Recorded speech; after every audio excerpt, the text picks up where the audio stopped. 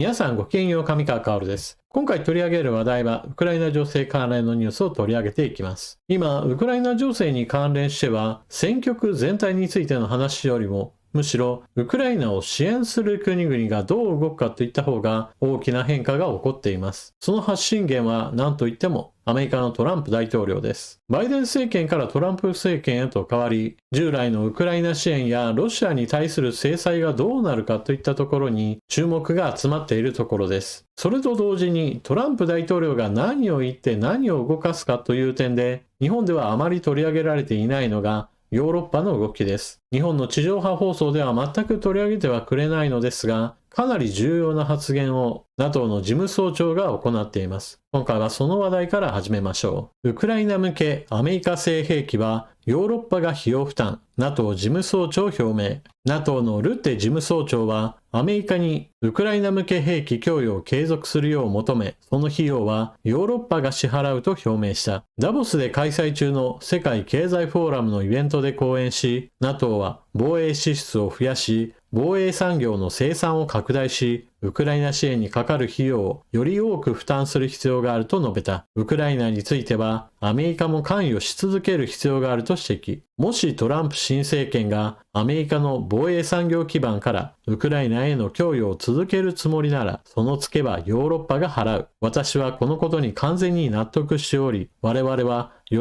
んでそうしなければならないと語った。トランプ大統領は今週、EU はウクライナを支援するためにもっと努力すべきだと発言した。ルッテ氏はまた、ロシアのプーチン大統領が北朝鮮や中国の指導者とハイタッチすることになりかねないとして、ロシアが勝利しないことが重要だと指摘。ウクライナ支援を縮小することなく、さらに強化しなければならないと話した。記事の扱いとしては大きなものではありません。しかし、ここでNATO のルッテ事務総長が言っていた言葉は非常に重要です。何しろトランプ大統領がウクライナ支援に渋る理由を完全に打ち消そうとしているからです。これまでバイデン政権がウクライナに対する武器供与を行うときには2つの流れがありました。それは米軍がもともと持っていた兵器や弾薬類などをウクライナにタダで渡すというもの。もう一つがメーカーに対して新たな契約を行ってウクライナ支援に送るというものです。どちらについて言っても元々のお金はアメリカ国民が納めた税金などです。もう一つのやり方としては制裁などで凍結したロシアのお金を元手にしてそのお金が生み出してくる利子配当などを元にした融資などをウクライナに行うという方法です。この場合であれば、ウクライナに貸したお金を返すのは制裁したロシアのお金なので、アメリカは全く懐が痛みません。ところが、ロシアが資金を多く残していたのはアメリカではなくヨーロッパだったために、この凍結資産から生まれてくるお金についてもアメリカにしてはちょっと小さい額でウクライナ支援を行うのには非常に心細いものです。ですからどうしても米軍から武器支援を行うとアメリカ国民のお金をどんどんとウクライナに渡しているような感覚になり、トランプ大統領としては無駄だというような批判へとつながっていたわけです。ところが、アメリカで生産した兵器や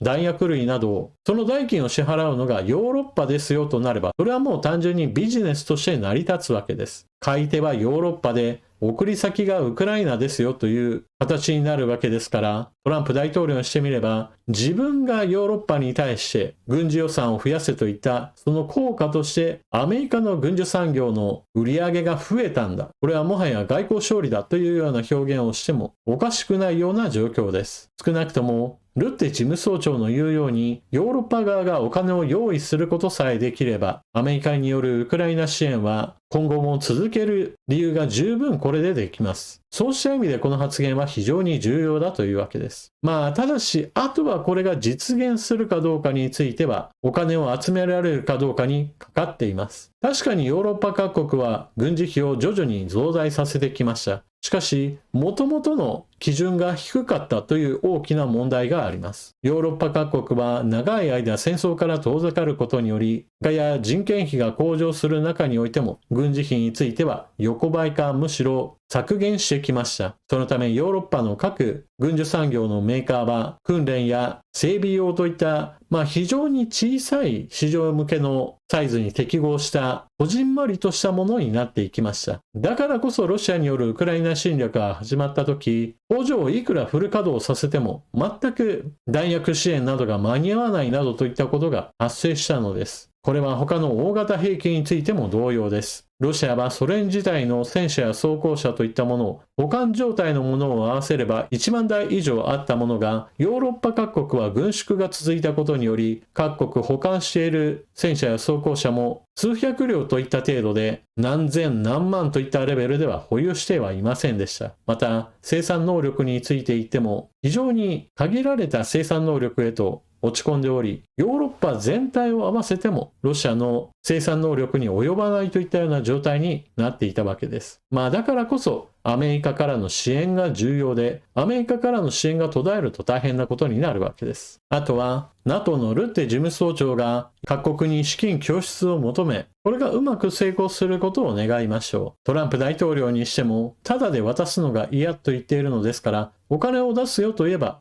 すんなりと話は進むのではないかと思います。続いてはウクライナの戦場で起きている松葉杖大隊の出現について記事をご紹介します。ニューズルークでは戦場に杖をつく兵士を送り込むロシア軍といった記事があり、フォーブスでも似たような話題としてロシア軍の松葉杖大隊が足を引きずりながら突撃、悲惨な結果にという記事を挙げています。ウクライナに対する全面戦争の開始から3年近くで80万人以上の人員を失いながら、ロシア軍はウクライナとロシア西部でなお60万人以上の前線兵力を維持している。これはこの戦争の最も重要な全ての前線で、ロシア野戦軍がウクライナ軍に対し優位に立つのに十分な兵力だ。だからといってロシアが新たな兵士の確保に苦労していないわけではない。少なくとも一つのロシア軍司令部、具体的に言えば第20親衛諸兵科連合軍の司令部はやむにやまれず負傷兵からなる突撃部隊を編成し戦闘に送り込んでいる。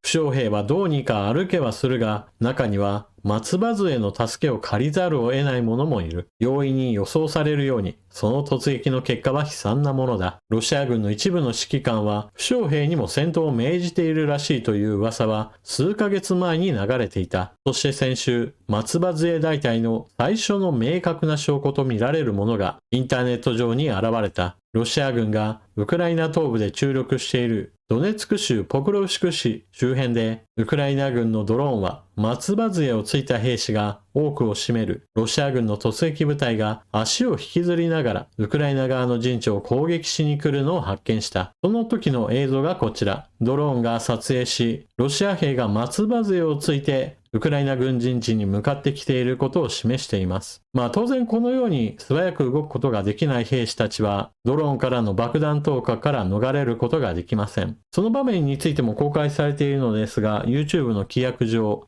兵士の亡くなる姿が映っているので、その場面については省略します。こういった松葉杖兵士たちによる突撃は異例なこと、つまりロシア軍のある残酷な指揮官が異様な仕方で人命を浪費させた例外的な事例に思えた。しかし実際はもっと組織的なものだったようだ。同じくポクロシク郊外と見られる林の中で松葉杖をついたロシア兵らが突撃のために集合しているところを、こちらは第20諸兵科連合軍の所属兵が自ら撮影した。兵士が松葉杖で任務に向かおうとしている。それがこちらの映像。松葉杖をついている兵士とその他の兵士が一緒になってウクライナ軍陣地に攻撃するための準備をしているところです。少なくとも一つの前線のロシア側に松葉杖大隊が増えているという事実は、ロシア軍がウクライナや自国の一部に展開させている巨大な兵力の実態を垣間見せるものです。こういった話を聞いて、いやいや松葉杖をついているような状態だったらさすがに任務を断ればいいじゃないかと思う方もおられるでしょう。しかしそんなことをすればただでは済まないといったことがロシア側からの情報で出てきています。負傷したロシア兵が警棒とテーザー銃で殴打され、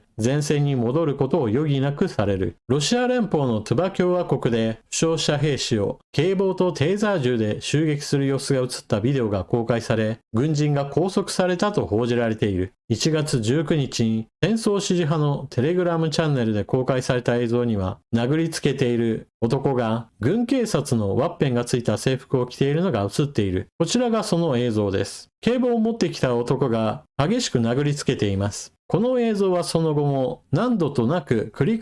返し男を殴りつけており、言うことを聞かない者を暴力でいかにして押さえつけるかといった映像になっています。暴行の様子があまりにもひどかったことから、この殴りつけている軍人については処分されるというのことです。しかし、これはあくまでも映像が公開されて拡散されたからこその動きで、多くの場合においては、負傷兵は松葉杖をついて動けるんだったら前線に戻れというようなことが日常的に行われているようです。ロシア、北朝鮮、中国兵にはなりたくないなと思うわけですが、この映像が公開された後、殴られる程度で済んでよかったじゃないかみたいな書き込みもあり、ちょっとゾッとさせるものがあります。何しろロシア軍には特戦隊といって命令通り突撃できないものに対しては味方を発砲する部隊も配置されていることから、確かにそれに比べればなとは思います。というわけで今回の動画はここまでです。前半では NATO のルッテ事務総長がお金をかき集めてアメリカに資金を供給すればウクライナ支援はまだまだいけるという話をしています。実際その通りで、ロシアはソ連時代の遺産である戦車や装甲車を保管国からもう使えるだけ使い倒して在庫がゼロに近づいたような状態となっています。だからこそ前線では兵士たちは戦車や装甲車ではなくバイクやバギー、電動キックスケーターや